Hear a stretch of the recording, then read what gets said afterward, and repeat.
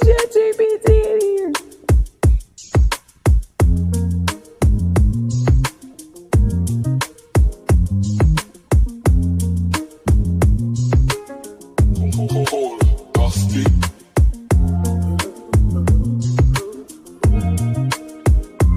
Imagine this, from Hub City to the world.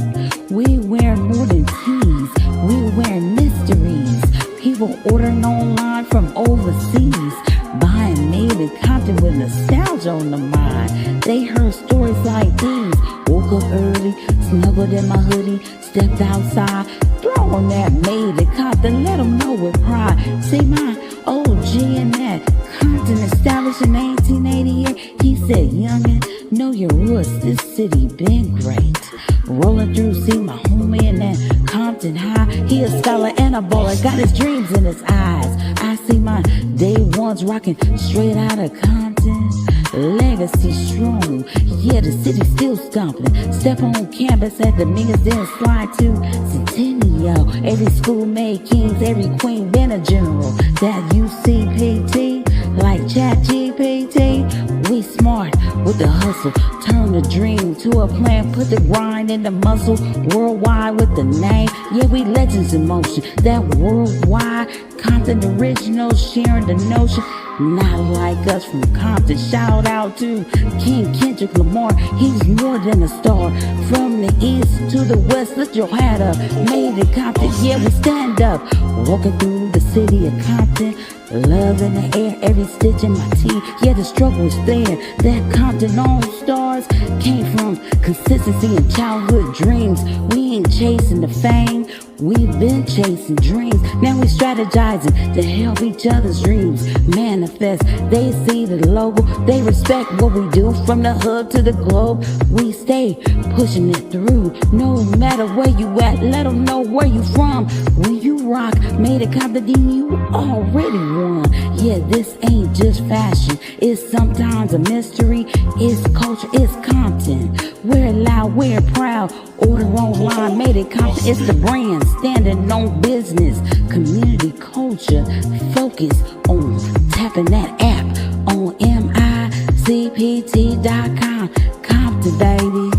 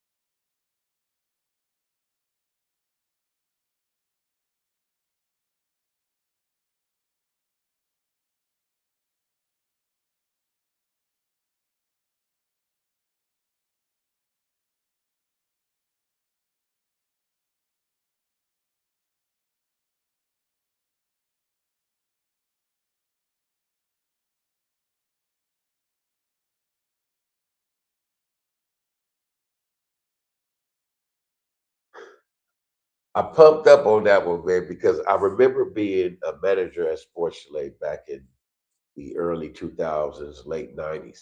And we would have these meetings right before Christmas time, the holiday season, because you're hiring a lot of people in.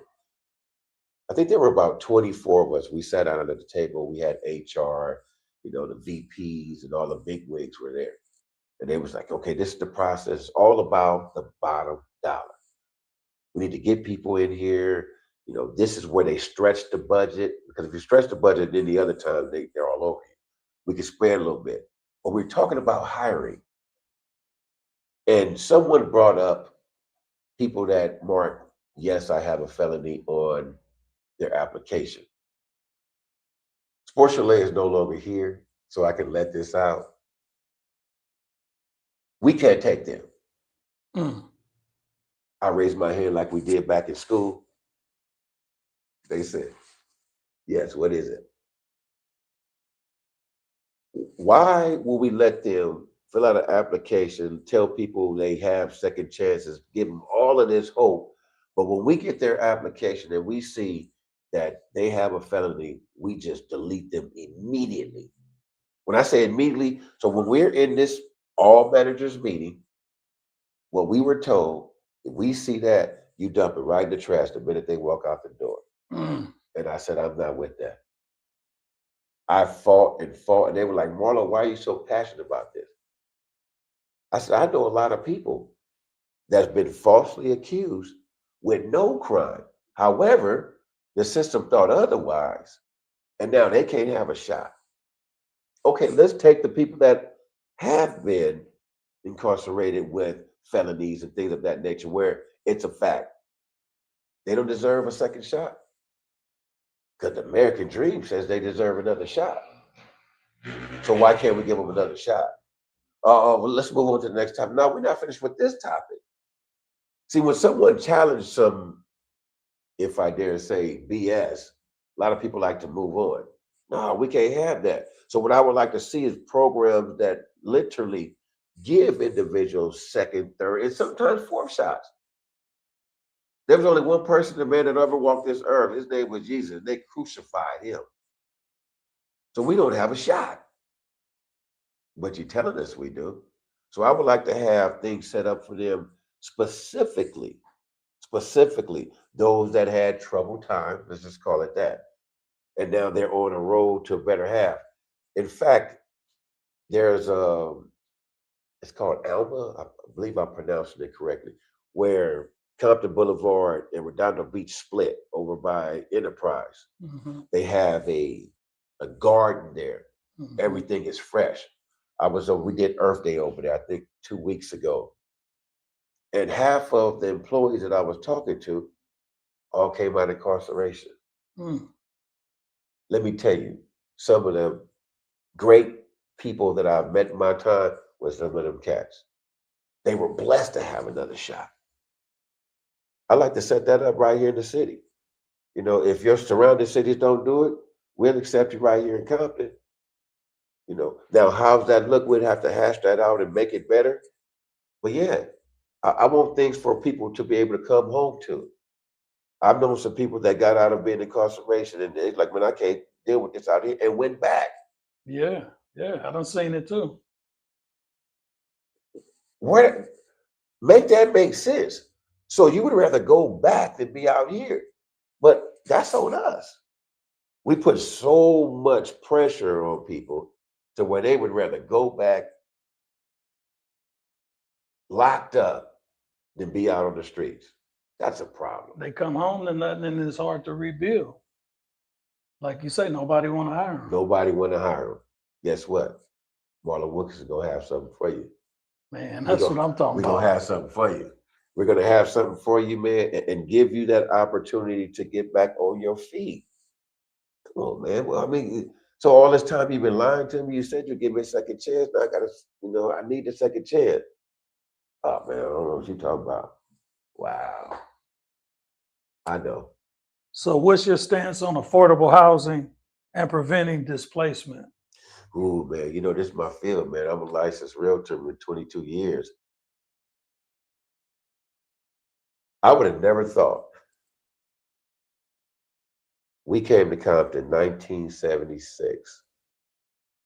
We bought the house for 17,600. I would have never thought in my wildest dreams that our house is close to $1 million right now. Who paying that, man? Who paying that? So we want the city to be vibing. We want it to be thriving. We want all of this, etc. How you going?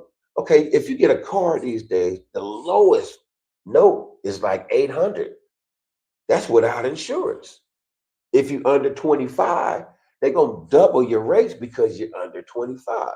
So now you're paying 1,100 for a car insurance. If you have a home, if you're blessed enough to have a home, the lowest mortgage right now is 4,200. So now you're spending almost $6,000 on two items: your car and your house.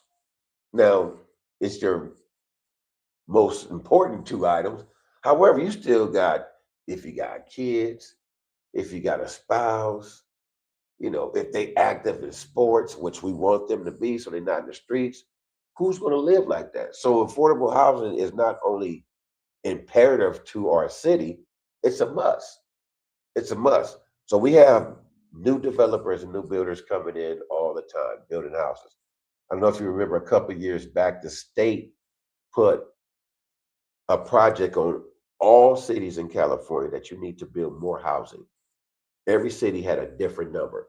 Ours, I believe, was 1,000 new homes. Come down to City Hall. We got the builders and all the people there looking to make this money and flip all that stuff over and say, how are we going to do this? Where are they going to go? We don't even have any room. But the state, if you didn't go through with this, they was going to hold back funding. This was supposed to help out from homelessness. In my opinion, that's not the answer. You're building $500,000 homes and up, but we're talking about saving the homeless. Okay, make that make sense. They're homeless, but we're building properties right here on Compton Boulevard, starting off mid-fives. Who's going to afford that? So we need to build homes, yes. However, we need to make them more affordable homes, so people can not only be able to stay in them and purchase them throughout many years. We can't do that when the homes are starting off at 5.5 and up. So that's imperative. How do you plan to bring economic opportunity to the city of Compton? Man, we got to hit some of these vacant lots and bring revenue in here. That's also going to help out with our tax problem.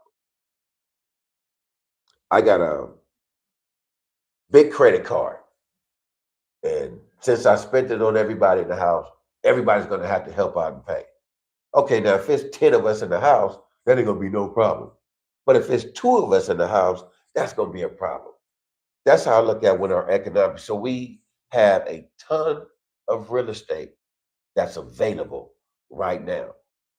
Again, going back to one of your previous questions, bringing in an economy, we bring in new businesses. New businesses will help our city thrive. New business will take taxes off our community as of now.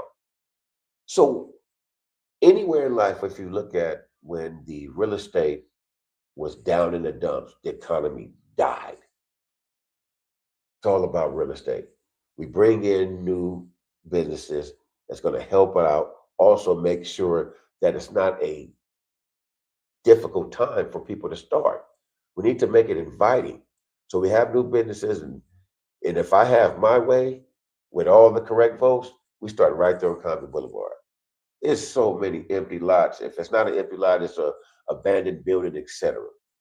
You know what building I was always excited, I always wanted right here on Santa Fe? That white building. Oh, okay. Right there on the corner. Right there on the corner. Yeah.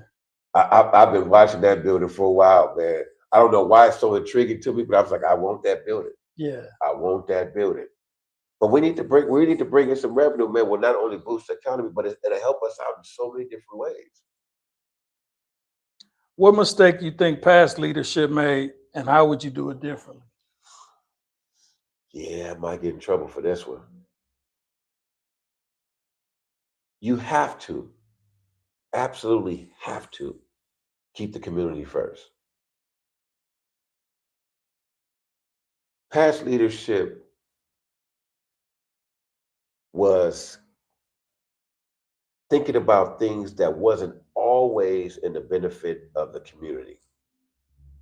The bad part about it, all of us pay for it. All of us pay for it.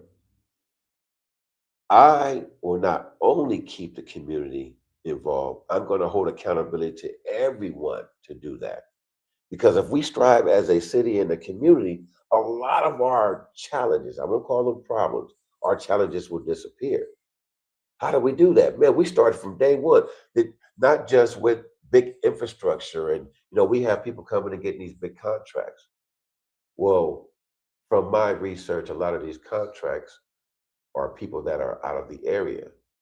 When we have capable, qualified individuals here in the area, I would like to know, how did they get those contracts? What are you compromising? Because when you compromise, there's a cost. And usually the cost is on us, not the individuals making the deal. Now, I can't confirm nor deny any of these things, but I'm just telling you what I see. We have individuals here, in-house people that can do the job, but they never get the job. That's a concern of mine. That's a concern of mine. We're about to go to another short commercial break, and we'll be back with some more questions.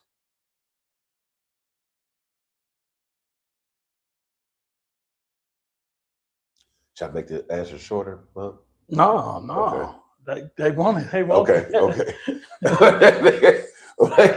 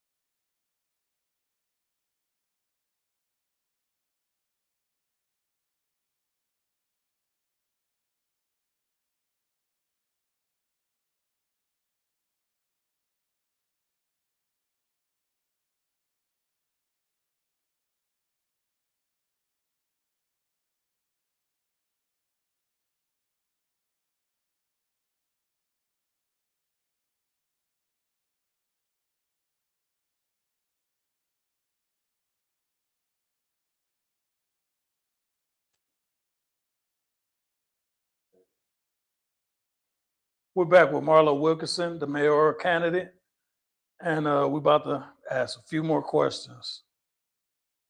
So, who was Marlow Wilkerson beyond politics, and how would your family and friends describe you? Man, Marlow Wilkerson is a young brother that grew up right here in the city, went to all the schools here, went to Longfellow, Walton, Compton High. And I'm just an individual, man. I'm a product of the city. People ask why you're so passionate and things like that because this is my bread and butter, man. This is my foundation. And most people would describe me as that question has been asked several times. And the few words that's come up the most is charismatic. He gets on stage and he lights up. He's very loyal. You know, uh, I have this one saying I always tell somebody: "You ain't never had a friend like me." That wasn't mine, but it was Tupac's. But it's very true. It's like, okay, if I say I'm gonna do something, I'm going to do it. So most people would describe it that way. What inspired you to run for mayor of Compton? Man, gratitude is the first one. I was saying investment, and then the last would be passion. I'm so thankful. The gratitude starts from when I was a young man. There's so many things that the city taught me and kept me away from. And I'm thankful for that because, I mean, truth being told, man, I got friends that are no longer here. Sometimes we were places we wasn't supposed to be, neighborhoods we wasn't supposed to be, and things of that nature, and things took flight, if you will. I've been in some situations, even in my corporate world, based on my experiences coming up within the city, man, I respond in different ways. I'm invested in the city because not only this is where everything happened for me, this is home. This is home. So this is always going to be an investment for me. If I can do anything to enhance the city or someone else, I'm with that. I'm with that. So I'm invested in the city just for the simple fact that this is where everything started for me. I will never forget that. And I'm passionate about it for some of the similar reasons. This is my home, man. Now I've moved away. People are like, oh, you moved away and come back, etc. But my original house was always going to be my original house. As long as I got air in my lungs, it'll never go nowhere. Even if I don't stay in it. This is the hub, man. This is where it all started. Foundation. So, what is one issue in Compton you feel is not getting enough attention right now? The beautification of the city, man. This is something not only we can do right away, doesn't cost a whole lot of money. If we would just look more attractive to outside developers, builders, future business owners, and people want to start business, etc., we can get things going. We have to be attractive. Have you ever went and bought a car that you just didn't like visually? It was just sore to the eye or something. You're not going to do it. Now we bought cars where it needed a whole overhaul, but it was cars that we already loved and knew about. Mm-hmm. But you're not going out to buy a car, man, and it looks crazy. It's like, I don't like the way that looks. Well, you got developers, people riding up and down our streets every day. And they're thinking about like, man, the revenue here is turning over left and right. But do I want to put a business there? I know developers and builders, and I've talked to them before. Really quick story, man. We had someone that wanted to bring Red Lobster to Compton. It wasn't me, but called Red Lobster. They were all excited, and they said, "Where you want to put it?" I said, "Compton." They hung up the phone. What? They hung up the phone. Hey, man, again, with that pride, that kind of hurt me. Like, wow. When I talk to people, they talk about the city, man, and they say some of the negative things. First thing I ask them is, when last time you been, or have you been to Compton? 90% of them, oh, I never been to Compton. You got a whole lot to say about the city, but you've never been here? Based on what they heard. Based on what they heard. That drives me bananas, brother. That's what you call a bad rap, right? Man, there. and that's what I'm trying to change. Man, get this cloud off of us, man. There's some great people, not good people. There's some great people here. Some great people. You know what I mean? You know, I had the pleasure of coming up with you, man, and coming up through school and this and that. But I'm sitting with one. So you can't tell me, man, we everybody here is turned up and this and that. Nah, man. When you see somebody turned up here, oh, I ain't never seen nobody. Oh, so you ain't never been there. Well, man, we gotta change that. Man, that's crazy. So how do you plan to connect the youth with the city of Compton? I really, really, really want to bring back a lot of our programs. Victory Park, man. We should play baseball there. We should, man, we played against Gonzalez Park, man. It's gonna be, oh man, we all excited. Man, that park hasn't been utilized, man, in decades. Pop Warner football, what happened to it? It's gone. Okay, not just sports, after school programs. My brother is a director at the YMCA Anaheim. At first, I was just helping out, volunteering over there, and then I became an employee over there. They got all kind of programs for the kids, tons of programs for the kids, not just sports. You know, economical things. Remember the mechanic shop at the high school, the wood shop, and all those different things. All that stuff is gone. All that stuff is gone. We can connect with our youth, man, if not only we have things available for them to do that they will love and be able to excel on, but that also is going to help them in their adult life. Because now they're learning things at an early age. At an early age. When I was manager in Sports Chalet, we had probably about 25 to 30% of new managers coming up under the age of 25. Most of them were white. About time they're 25 to 30, they'd have already had a high paying job in a power position and they know skills. We usually get those opportunities maybe 20, 25, 30. We're not exposed to things. So I want to have programs for the youth, man, and not only expose them to things that's going to give them leverage that's transferable throughout their lives. What role did Compton play in shaping you as a person to who you are today? Man, Compton made me who I am today, brother. You know, with my household, obviously, you know, being taught the right way, et cetera, but seeing things in the streets, you know, experiencing what we have here in the city has given me a whole lot because we've experienced some great things. We've experienced some bad things. But all those things have had one thing that's in common. We had a choice. We had a choice. And based on my surroundings and other individuals, you know, I made some decisions to make me who I am today. So I give it up to the city, man. I give it all the love. So what separates you from the other candidates in this race? I think the biggest thing that separates me from all the other candidates is my true passion for leading this city. There's no question. My agenda is literally the community and the city. I've seen some questionable things, you know, that's for another day and somebody else to tell. I'm not interested in that.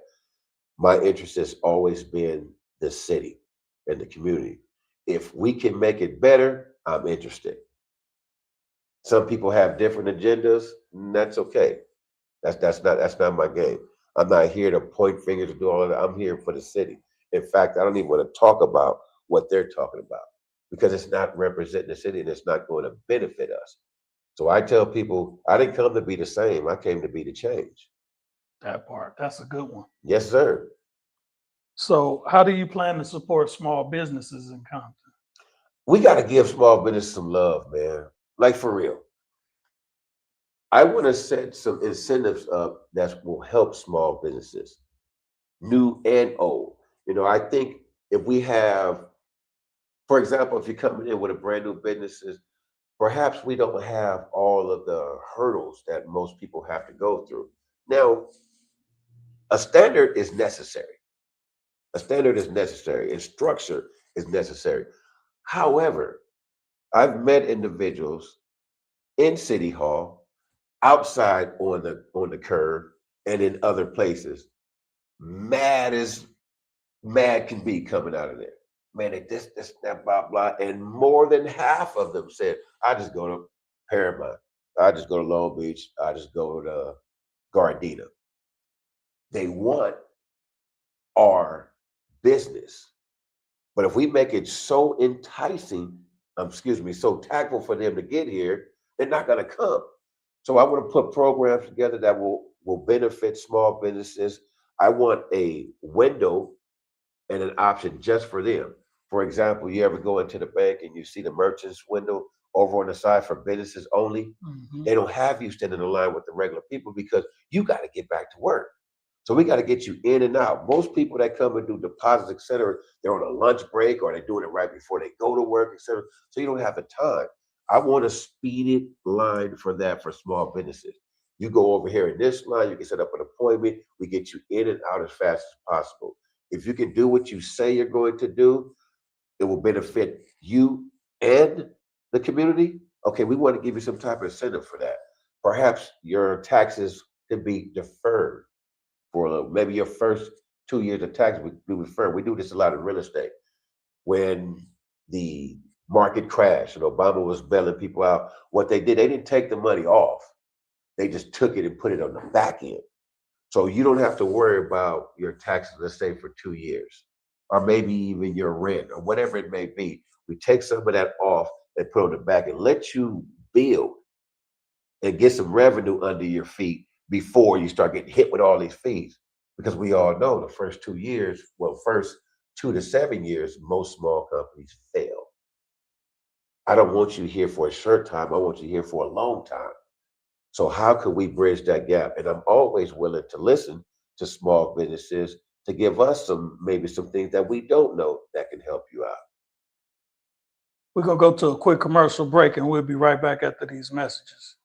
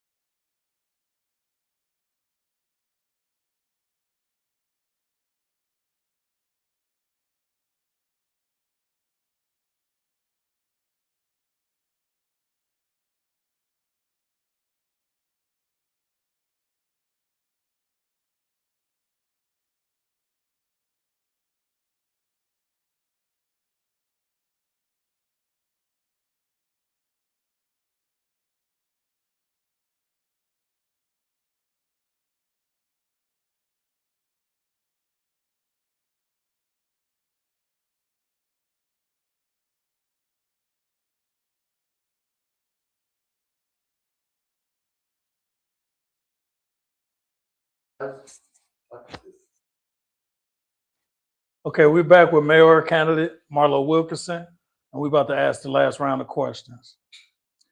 How important is the community voice in your decision-making process? It's everything. This is what we talk about a lot in transparency.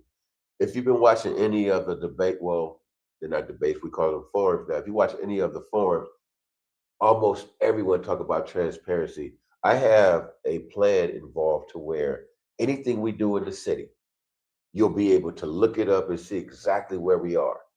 If we're doing the streets, you can see we're at stage 1, ripping the streets up, real time. So you can look in real time and see exactly where we are. Anything that we do in the city, we have to be transparent. So the community is the whole backbone of what we're doing. So I need to not only connect with you, I need to understand you. I'm going to also have this open book, we're going to call it, to where you can set up and speak with me, whether via email, phone call, text, or we can sit down in person, where you can sit back and it doesn't matter who you are. You can be a child, of course, of age, where you can sit down and do this yourself. But this feedback and the communication with the community is vital. So it's very important for me. What role do culture, music, and art play in your vision for Compton? Oh man, that's Compton.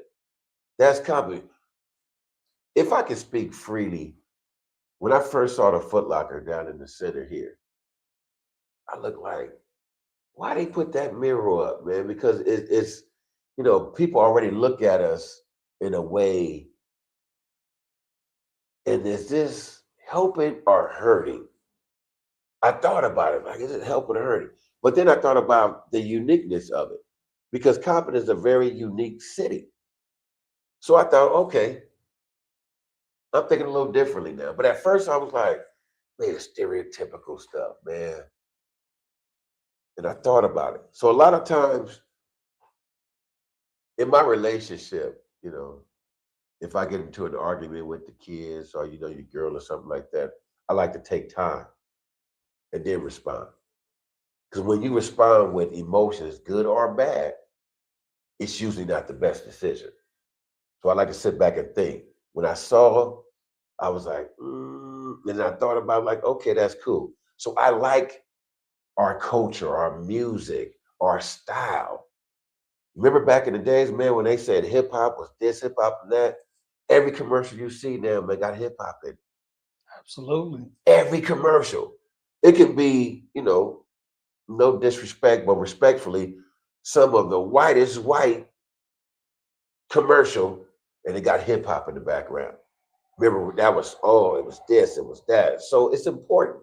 And I think not only should we keep it, I think we should do it more tastefully. Nice. So how would you strengthen the relationship between the city and the local schools? We got to back the schools up. However, the schools have been doing extremely well for the last, couple of years. Having some conversations with some of the school board members, et cetera, we were at a 54% graduation rate to now 95% graduation. Oh, that's great. So it's good. It's good. Now, this is something that I like to talk about as far as if we have something that's working and it's good, we need to sustain it. So how could we hold on to things like this and make it better? So whatever's working, we want to stay with that, but we also want to stay connected to see if there's things that we can make it even better. So keeping that communication and that line open is always good with the students and the school board, so we can back them up. So what's your plan on addressing homelessness in the community? I was asked this question the other day, and I'm trying to remember the movie. I like to have some property put aside for homeless people. Now, the biggest question was, where are you going to put it? I forget what city I was in, they bought an old motel. They tore it all out and they made it like individual rooms where they could come and stay, etc. You can't stay, but you can come back. Oh, I remember the movie, Will Smith and his son. What was it? Pursuit of Happiness. Pursuit of Happiness. Remember that facility they was going to? You got to be there at 5 o'clock to get a room, et cetera, et cetera. Then you got to leave in the morning because they clean out everything. You can always come back, but you got to be there at a time.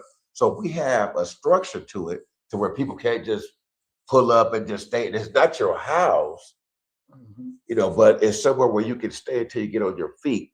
However, every day you have to vacate. They clean out the room, et cetera, and then you can come back. I would love to do that here. The biggest challenge was when I was doing a little bit of a research, if you will, on my own. A lot of people were for it, but they was like, where you gonna put it? Don't put that next to my house. Exactly. Don't put that in my neighborhood, et cetera. So that was the biggest challenge, but I could see it working. Me being in real estate, I had a friend that worked for a adoption agency, and we were in a Toastmaster club together, and he gave a speech, and he said, man, it's so hard from 9, I believe it was age 9 and up for the boys, they get left behind. The girls are still getting adopted.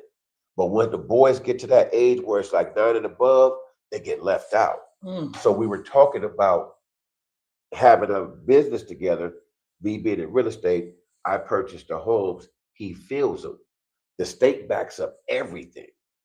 They pay for the mortgage, they have everything set up, et cetera. They just needed individuals to basically, here's the house.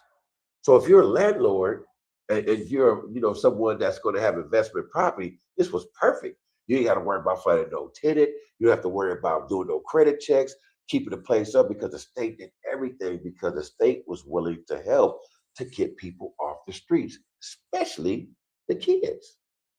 So I was like, cool, I want to do that. But the biggest challenge was, where are you going to put it?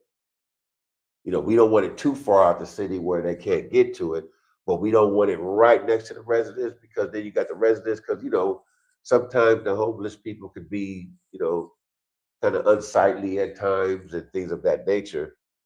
So we're still trying to work that out, but that's something I would love to do right here in the city. If you're elected in June, how do you plan to stay accessible and accountable to the people? Yeah, there you go, that transparency. Talk about it again. We spend your money, you see where we spend your money, you see how much we spend your money. Taxes are this, and that. This is why the taxes are this, and that.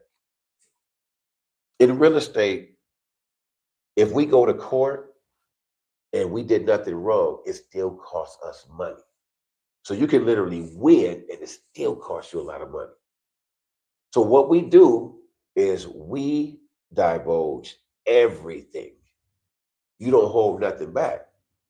If there's a challenge, and I kind of warned you about it, now this is possibility, this could happen or this could happen. And if it happens, you're already aware of it. Now it still hurt a little bit, but not as much if you get blindsided. So let the community know what we're doing.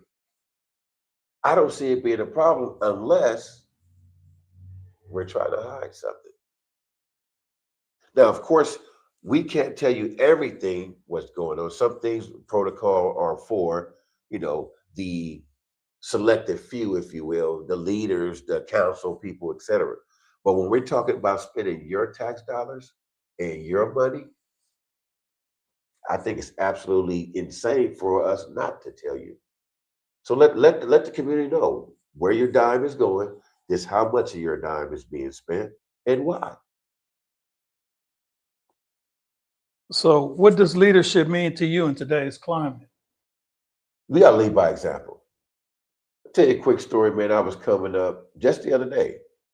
I was in my car and I drove up, Occasion. I was coming off Compton Boulevard, made the left onto Occasion, and I passed right in front of the fire department, the headquarters, and I looked over at the city hall because I was visualizing that's going to be my home for the next 4 years. Yeah. And so, I like to visualize things. And when I looked over, that little cutout where you can pull in and like drop some off and then pull back out, it was a big pile of trash just right on the front part of the sidewalk. It was so much trash, it was visible as I was driving by. I turned around, I looked, it literally like somebody just turned over a trash can. because it was in a perfect little parameter. It wasn't like all over the place. And I'm looking like, come on, man. I just talked about trying to keep a city clean, etc. And I forget which Compton app it was, but I was going back and forth with somebody on the app. Somebody had said that the city hall just looks trashy. It needs a makeover. Other cities have their city hall nice, but not as nice as ours if we just kept it up visually to the eye. We have a very attractive city hall. We just need to keep it up. So with all that in mind, man, I shot to the house. I jumped in my truck, man. I threw one of my trash cans in the back, my rake and the broom and my blower. I went back over it and I videotaped it all because the young lady that I was going back and forth with on the thing was like, okay, well, you guys talk all of that, be about it. I said, this is the perfect example. Let me show you. I'm cut from a different cloth. No disrespect to the other candidates, but I'm cut from a different cloth. So leadership to me is leading by example. I got out there in my shirt and tie, took my jacket off, piled up the trash, threw it in the bag, and took it to my house to throw away. Not just go remove it and put it somewhere else. And I looked into the camera. I said, come on, Compton. We can do better. We can do better. Don't throw your trash. And the bad part is the trash can, even though the trash can wasn't in it, but the trash can holder was there. I would have been more happy with you just pouring it all in there without the bag than putting it all on the thing. Come on, y'all. So lead by example. Don't talk about it, be about it. Man, that's what I'm talking about right there. Yes, sir. That's a prime example of leading by example. Absolutely. So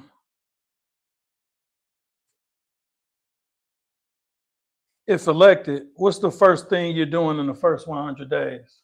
First 100 days, this is a very popular question. There's so much I want to do in the first 90 days. Now, this is not as sexy as most people would want, but for me, it's not going to take 90 days, but this is one of the first things that I would do is have a sit down meeting with all individuals at City Hall. Department heads, the council people sit down. I need to know, why are you here? I need to know your true intentions on the city. What is your agenda? We need to sit down, cut off all the microphones, all the cameras, put your phones in your car.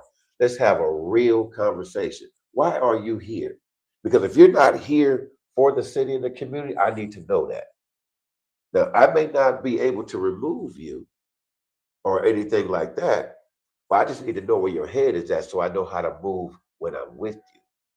Because if you're not really for the city, I'm gonna move differently. I'm gonna move differently with this individual. Now I'm gonna do my absolute best to try to bring you on board. Because in order for us to be successful, we have to be under one accord. We have to be under one accord. There's no way we go into the playoffs and you trying to put up 60 points and 12 rebounds all by yourself. It's a team, brother. You got to use all of us. So that's something I want to do. And the other thing we talked about earlier is beautifying the city. I picked that because it's not a taxing job to do.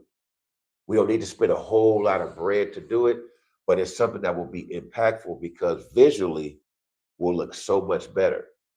And in that process, I plan on getting people to come and invest in the city, new businesses, new homeowners. Guys, you got to remember, I'm still a real estate agent. So when I'm bringing people to the city, they're not looking like I'm here because I can't go nowhere else. I'm here because I want to be here. So that's something that I want to do immediately, along with other structural things, of course, but those things take time. This is the last question. Why should the people of Compton trust you with their vote? I believe I could literally talk with someone for a little bit and have a good grasp on their character. I always tell people you can literally book a conversation with me and have conversations with me. Not only am I someone with good character, but integrity is huge for me. We talked about it earlier. Integrity is doing the right thing when someone's not watching you. not only am I for the city, I'm with the city because I'm a part of the city. So as I talk to people who say, you know what, you may have different views, et cetera, but this is what I could do. Now, as politicians, we can't promise anything because there's too many hands involved. Too many things need to go right in order to get things done. So that's why you don't make promises. 5 people need to agree on this one issue. And that doesn't always happen. So I always like to talk to people and say, you know, if it's could, you know, look at my character. Because you can look at my resume and things I've done, and it can look all brave, et cetera. But judge someone's character. Look at someone's character and know that I'm not only for the city, I ain't going nowhere. I ain't going nowhere. And I have the the platform to prove it. This episode of Bone with Friends was brought to you by MICPT Channel 12 Compton. And this episode, particularly right here, is called Meet the Mayoral Candidate, Marlow Wilkerson. Thank you for tuning in, and we'll be back tomorrow. Peace.